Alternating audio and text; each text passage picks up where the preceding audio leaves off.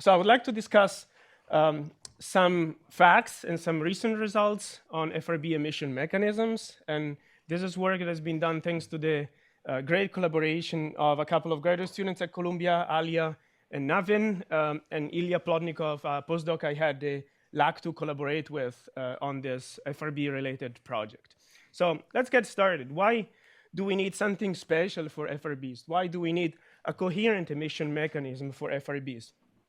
One can compute, given typical FRB parameters, the brightness temperature, as you're all aware, and the brightness temperature is huge, 10 to the 35 Kelvin, not accounting for relativistic effects, which can alleviate the problem a little bit, but this is significantly larger orders of magnitude, many orders of magnitude than the Compton temperature, which implies that there is no particle population that can sustain such a high brightness temperature unless the radiator power is coherent, which means that given the power of a single electron and n number of electrons, the total power output is n squared times the power of a single electron rather than just linear with the number of electrons as one would expect for incoherent, any incoherent radiation process.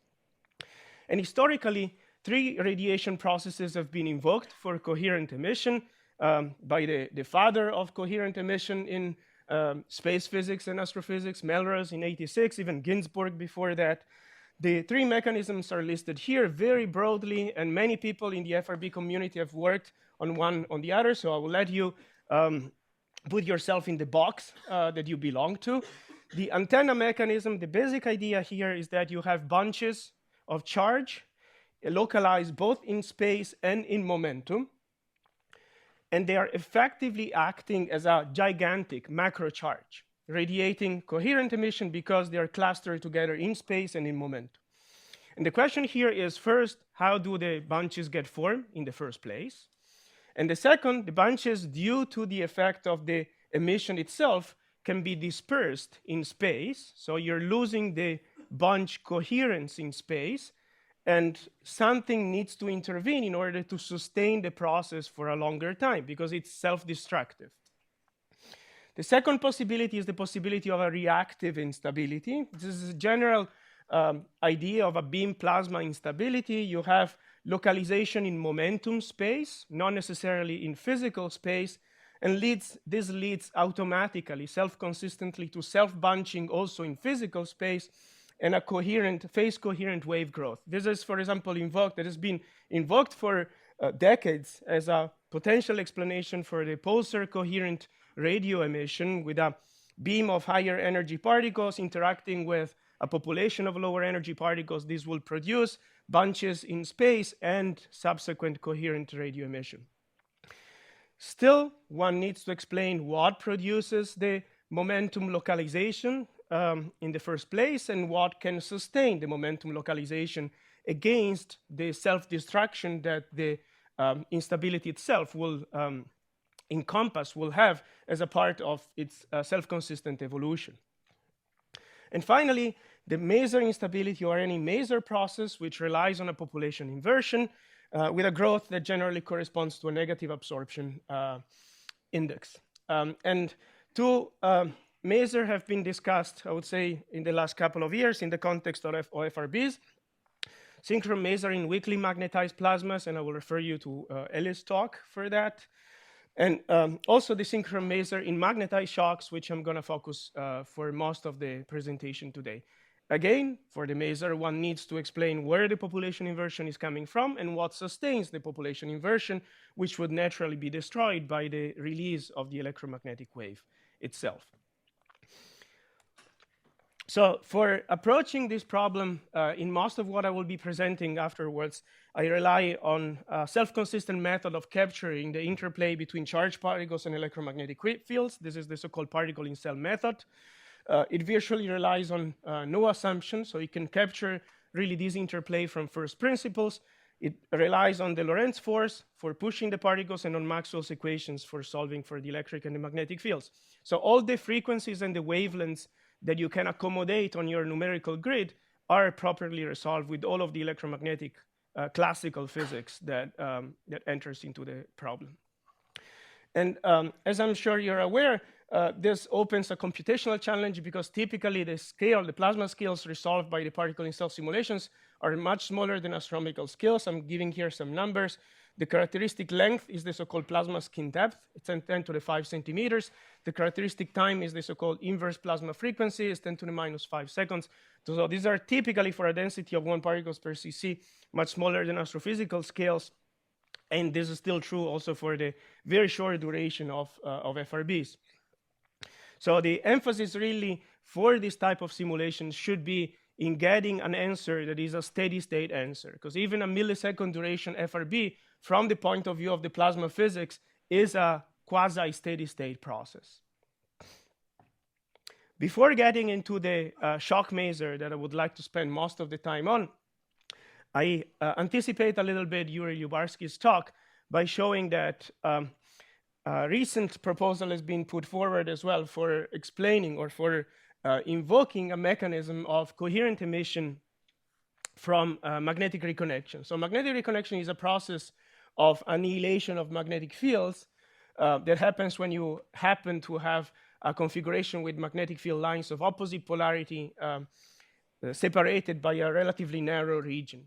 And in particular, the regime that might be most relevant for fast radio bursts is the regime in which the so-called magnetization parameter, that is the ratio of the magnetic energy density to the rest mass energy density, is much larger than unity. This is called relativistic reconnection.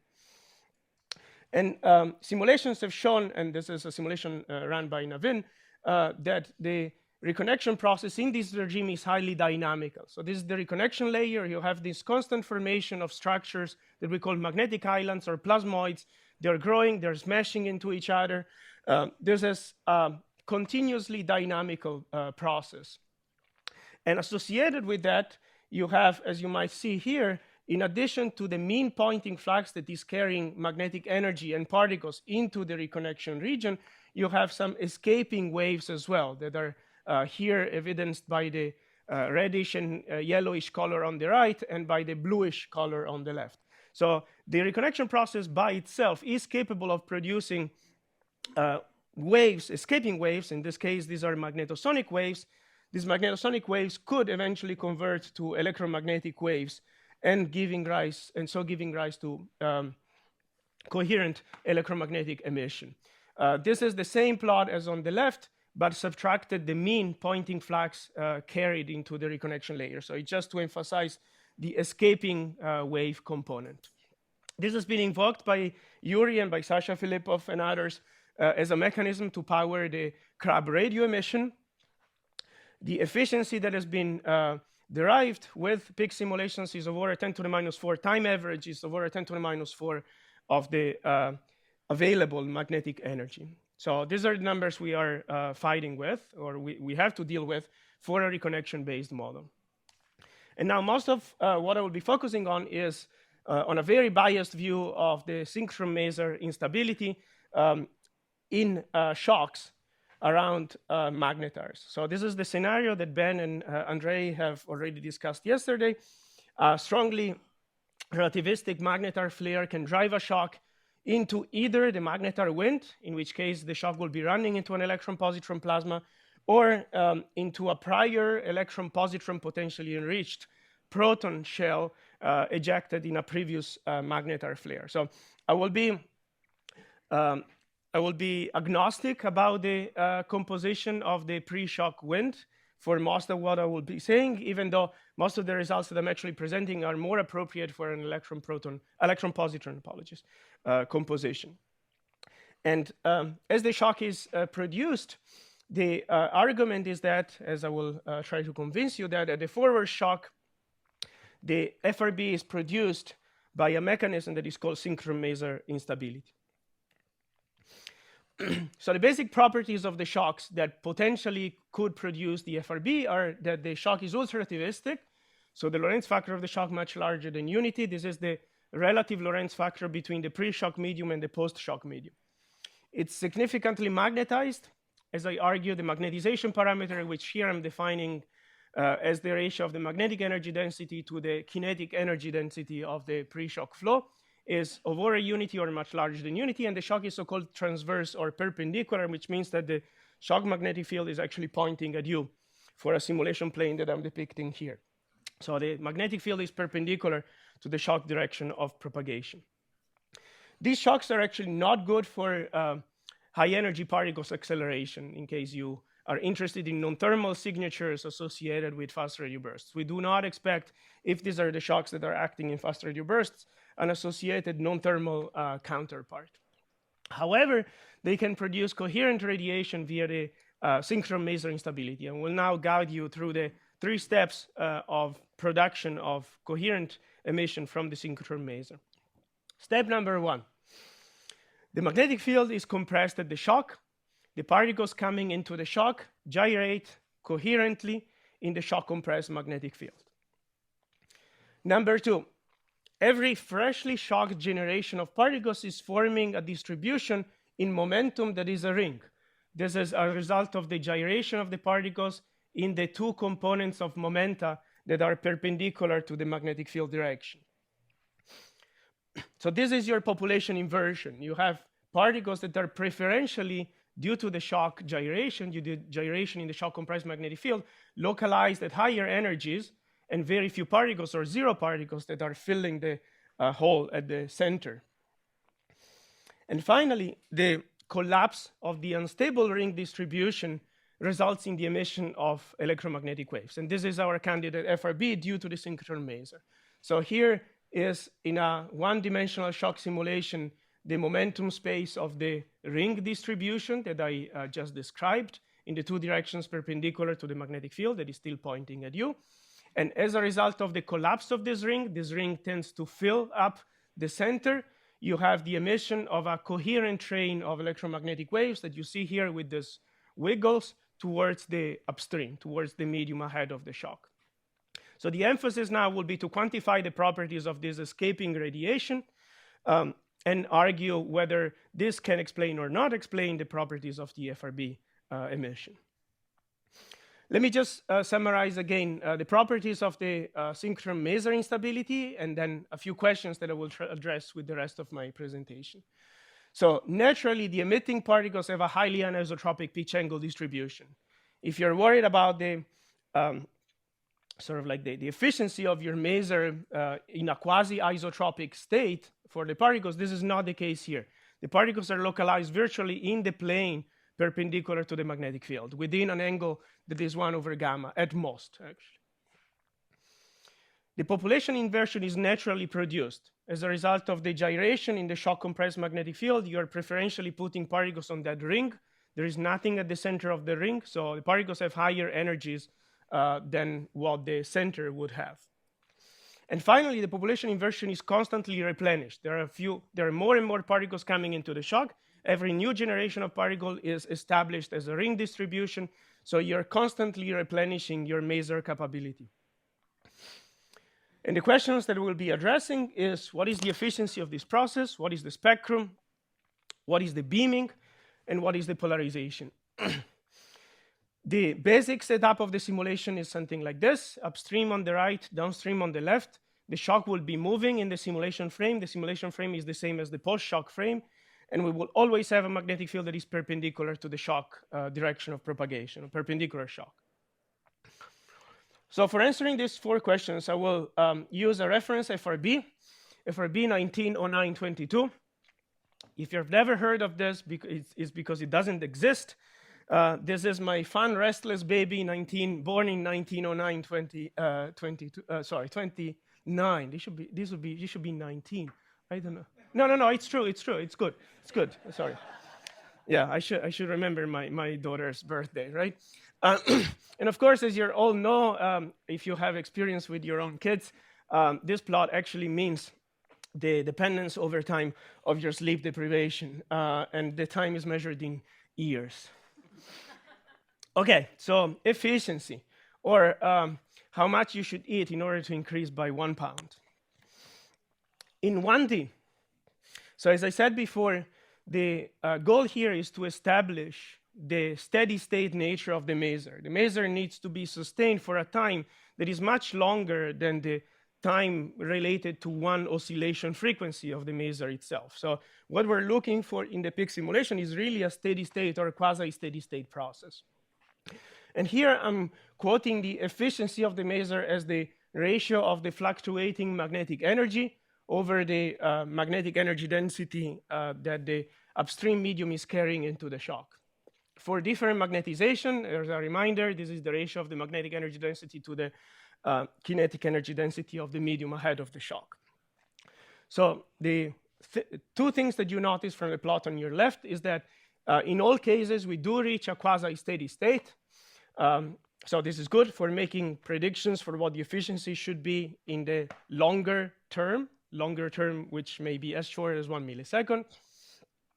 And the fractional amplitude of the fluctuation decreases with sigma. So for higher and higher sigma, you have a lower and lower delta B over B. And a point that will come back later to is the fact that this does not seem to depend for a fixed magnetization on the Lorentz factor of the relative Lorentz factor of the upstream versus the downstream. Here it's vary between 5 and 80. There is really no difference between the cases in terms of the delta B over B. Now you might argue this is all 1D. 1D is great, but it's not reality. So the synchrotron maser actually persists in two-dimensional simulations. Here the simulation plane is perpendicular to the magnetic field. The magnetic field is oriented towards you.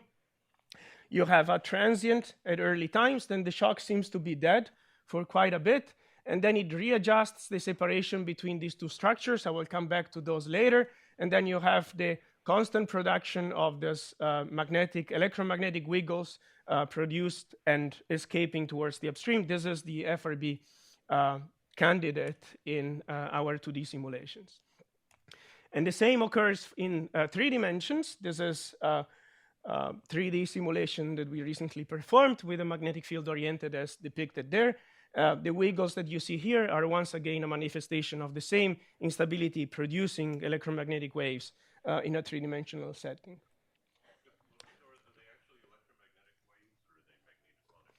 So these are X-mode wave. The dispersion relation for the parameters that enter here is almost the dispersion relation for electromagnetic waves in a plasma.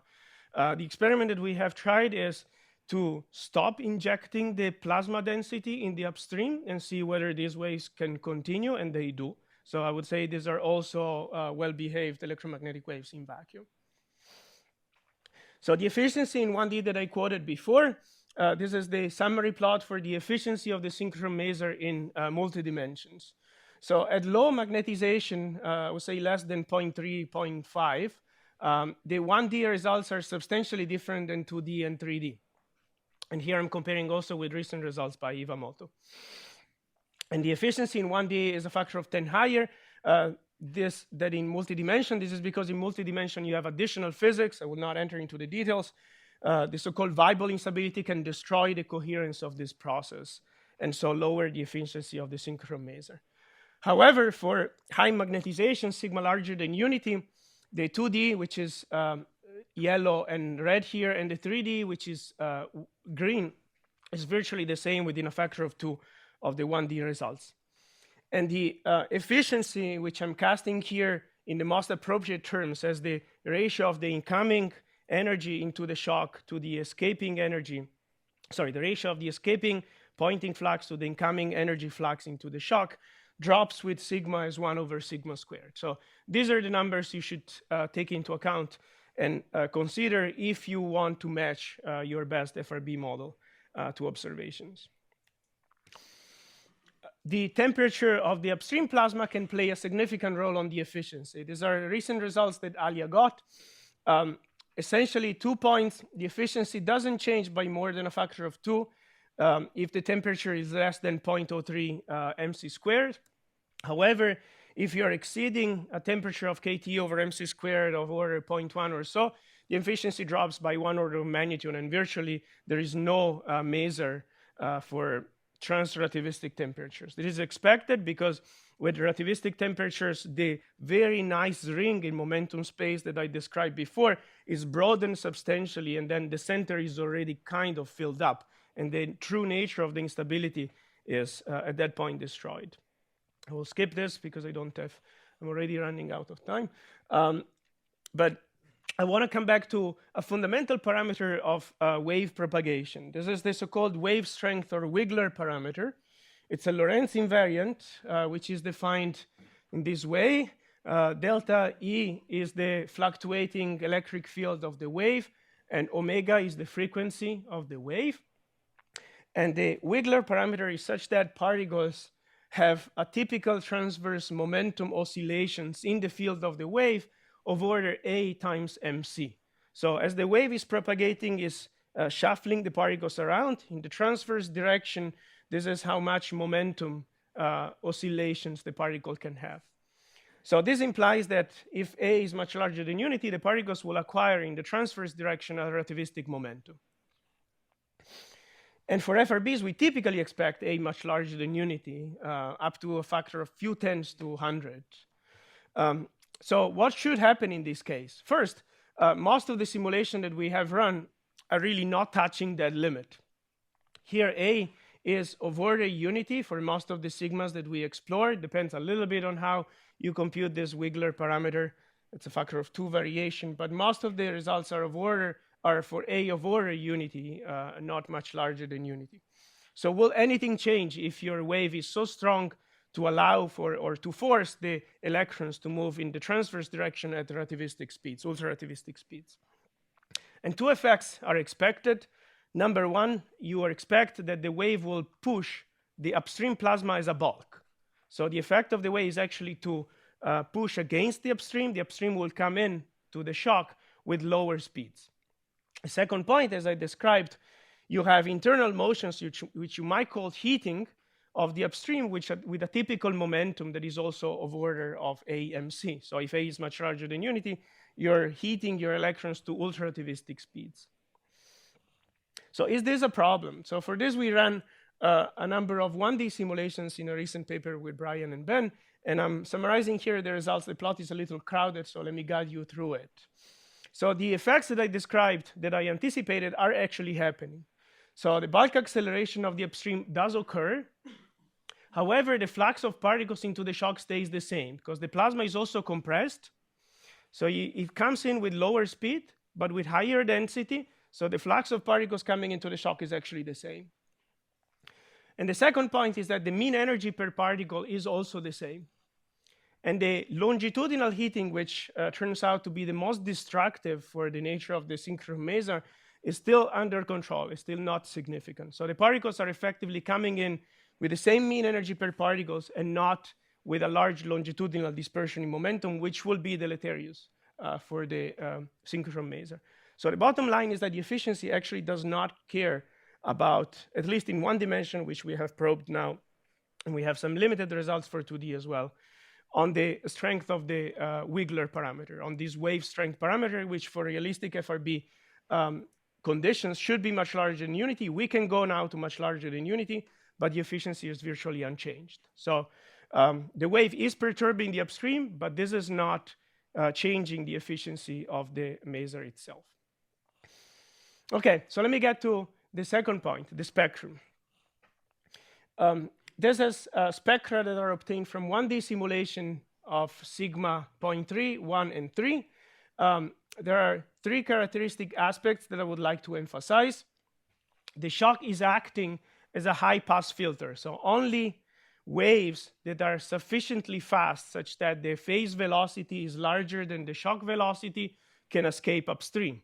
This is the reason for why this boundary, which is depicted with a yellow line, is shifting to higher and higher k or omega for larger sigma. The shock is moving faster if you are more magnetized. In the limit of very high sigma, in the frame of the simulations, the shock is moving with a gamma beta of order square root of sigma, which can be itself ultra-relativistic. So only waves with very high omega or very high phase velocity more precisely can escape. You also notice a typical shift in the peak of the spectrum. The spectrum peaks at higher frequency for larger sigma. And finally, the fractional spectral width is of order unity. But in some cases, you have features, line-like features that are even narrower than that. So this might be the reason for why some of the spectral features of FRB pulses are actually much narrower than delta omega over omega of unity. So we can benchmark these three diagnostics, these three signatures, with what we expect. The low frequency cutoff, determined by the requirement that the phase speed be larger than the shock speed, can be matched with our expectation, the dashed line here. The peak frequency should increase with magnetization. It doesn't quite increase as the cyclotron frequency, the gyration frequency in the shock compressed field, as one would expect. I will spend one slide after that for why this deviation is happening. And finally, the spectral width is characteristically of Fourier unity. But as I said, there are in the spectrum, quite generically, features that are narrower than delta omega over omega of Fourier unity. So the physics of the determination of the peak frequency is a little bit different than what one would naively assume for the cyclotron frequency in the shock compressed magnetic field. And this movie illustrates what happens. So as I said, like nothing happens now. You see this cavity, the separation between these two high density structures, these two solitons at the shock surface changes. And when it reaches a certain length, then it starts radiating electromagnetic waves. So we find that the peak frequency of the emission is actually caring about the separation between these two density peaks in the shock structure. And it's sort of like a peak wavelength of the emission is a resonant mode for this cavity, is an eigenmode for this cavity. There are temperature effects on the spectrum too. Here is a case of a cold plasma for which most of my results are based on, and the orange is a case of a hot plasma, still high efficiency, over 1% or so, and a temperature that is over 10 to the minus 2 of mc squared. You see this two prominent line-like features, which have a delta omega over omega, much less than unity. So this is just a generic argument to say that you can have structures in the spectrum that are much narrower than delta omega over omega of order 1. And in principle, if they sweep through your observing band over time, if different frequencies are coming into your observing band at different times, you might have multi-pulses out of, in reality, a single shock, just because of the intrinsic structure of the synchrotron maser spectrum. Okay, I will not spend time discussing what this picture actually means and why I think this is related to beaming. If you have kids and you know what this phase means, you understand why beaming is particularly important right after this, but I will not spend time on that. So a point that I touched already upon, for these waves to be escaping upstream, they need to have a phase velocity in the direction of propagation of the shock that is larger than the shock speed itself. So in multi-dimension, in this case in 2D, this is setting a constraint for the relationship between the k vector along x and the k vector along y of the escaping FRB or candidate FRB. And this depends on the shock 4 velocity, the shock Lorentz factor, shock 3 velocity in the simulation frame. So this D here stands for the downstream frame. And as I said before, for a very high sigma, this product can be as large as, is expected to be square root of sigma, which can be much larger than unity. So the shock itself in the simulation frame is moving at ultra-relativistic speeds away from the post-shock frame, post-shock medium itself. And this causes that if you increase sigma, the range of angles over which the precursor emission is escaping ahead of the shock, and so it will be getting to the observer, is narrower and narrower. So you compare the case of sigma equal 0.6, in which you have a relatively broad emission cone, to the case of sigma 6, in which just because the shock is moving faster and the wave needs to overcome the shock, you're only confining your escaping waves to have almost zero transverse k vector. So this is more and more pronounced with higher sigma. The precursor is more and more beamed for higher and higher sigma. And finally, you have to tell me what this is. Yeah, so what does it stand for? This is clearly polarization, right? It depends which direction the antenna is moving. So I'll conclude with one note on polarization. polarization is trivial and wrong in 1D and 2-dimensional simulation with a magnetic field out of plane. And that's because in this configuration, you can only excite the so-called X mode. And this X mode, the extraordinary mode, has polarization such that the perturbed magnetic field, the wave magnetic field, is parallel to the background magnetic field.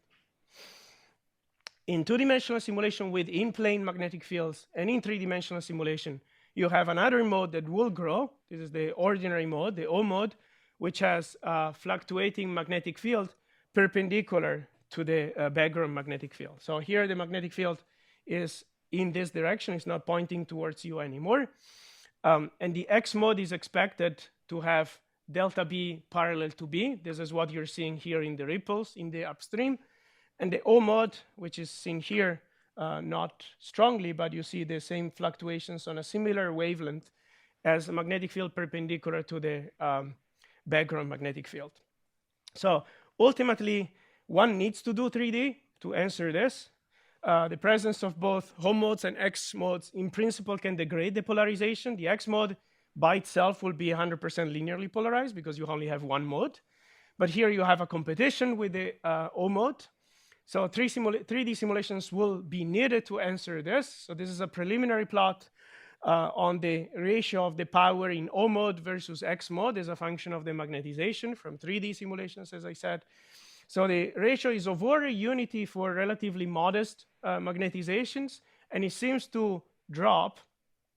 This is only a lower limit, potentially as 1 over sigma, tentatively as 1 over sigma for higher and higher magnetization. So if one were to extrapolate this trend with the numbers that are given here, one would expect 90%, 99% or higher linear polarization for a magnetization of 30 or higher. And 90% polarized, as I'm showing here, for a magnetization of 3. So the synchrotron maser has the possibility of being very highly polarized, linearly polarized, but only for sufficiently high magnetizations. And I will just make one quick point in case anyone is interested in non-Gaussian features in the fluctuations. The fluctuations are fully Gaussian, so if you have the full available voltages for your measurements, this is what we generally expect, no deviations from Gaussian.